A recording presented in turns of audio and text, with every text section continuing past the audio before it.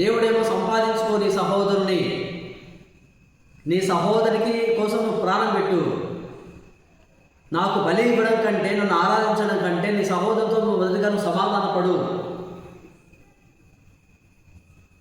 నీ సహోదరుని ప్రేమించకపోతే నన్ను ఎలా ప్రేమిస్తావు?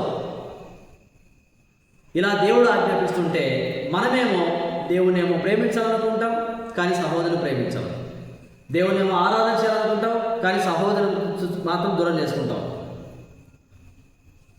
ఎలా? సో నీ సంపాదనలో ఒక సహోదరుడు ఉన్నాడా? ఎంతమంది సహోదరులు సంపాదించుకోవాలనుకుంటున్నారు?